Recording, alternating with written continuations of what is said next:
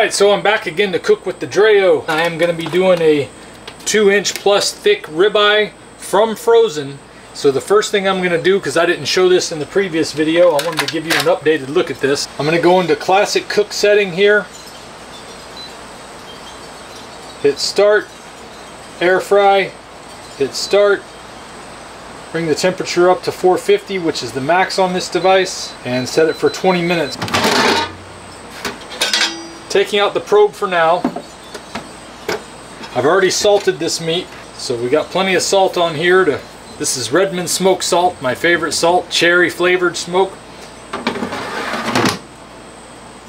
Start. So we'll let that do its thing for 20 minutes, and then I should be able to put the probe in, even though it'll still be a little cold in the center, and then it should take around 25 to 30 minutes to wrap up the next part of the cooking phase. Alright, so 20 minutes have passed, and this thing is cooked this much on the top.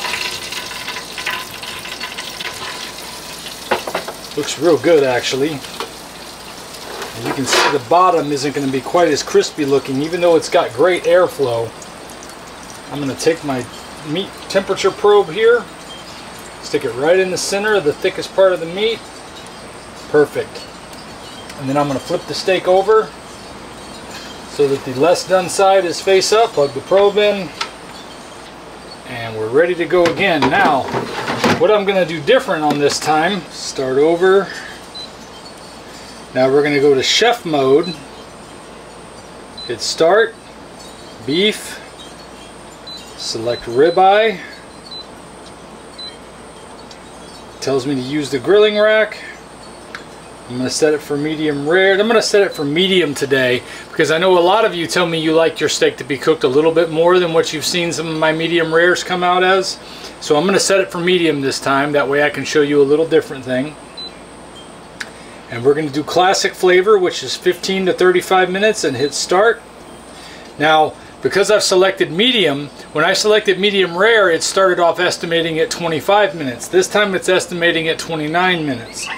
I got to go check my phone, and then I'll see exactly how long it takes to cook this steak, because we've done 20 minutes already, and now we're going to see what we're going to add to that using classic mode to cook this.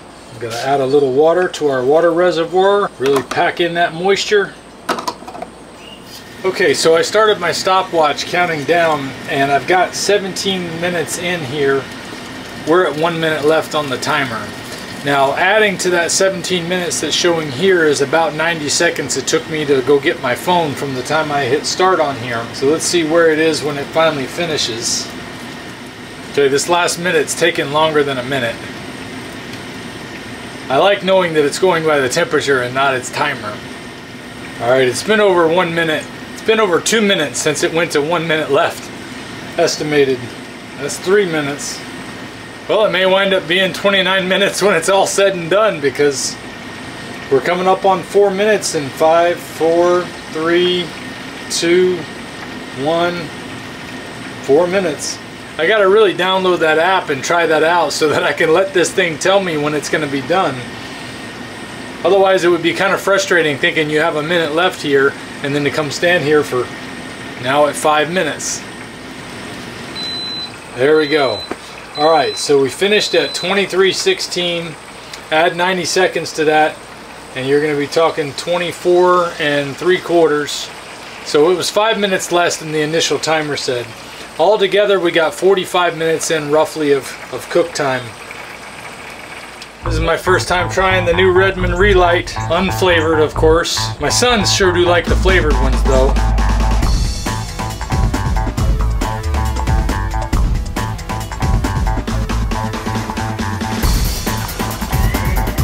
It's still coming out.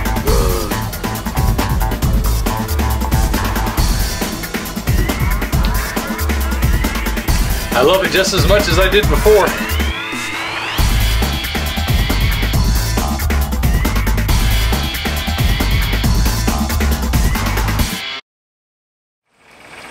Let's let it rest and see how it came out.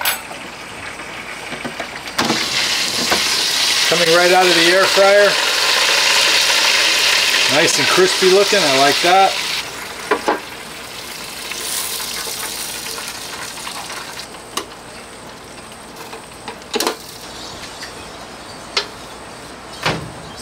I'm once again impressed and amazed at how quickly this thing cleans up.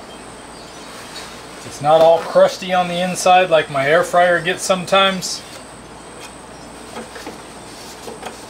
I just had to spray it out.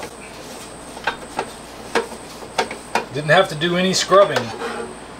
Just use a paper towel to clean up the residue.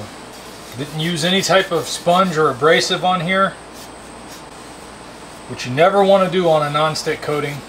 Ever use any scrubbing devices. I've learned that the hard way.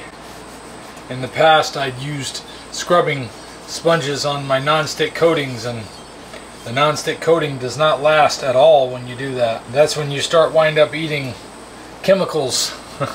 You don't want that in your diet. I wonder if it has something to do with the fact that this thing has that feature where it adds a little bit of moisture to your steak, that it keeps it from getting all dried and crusty on there. But so far it has just been remarkably easy to keep this thing clean, which is a big plus. That's one of the reasons why I've not gone to cast iron, or why I'm not a huge fan of grilling, is there's just so much more cleanup involved. But this has been remarkably easy. Just like that, we're all clean. Alright, let's take a look at this steak. What a difference medium rare to medium did, but still looks fantastic. Well, let's see how it tastes.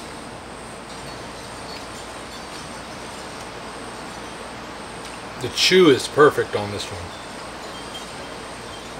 I know this is the way my wife and boys would prefer to have theirs cooked. I like it a little bit more rare, but this is wonderful. And you see how the fat gets nice and crispy and brown on the outside?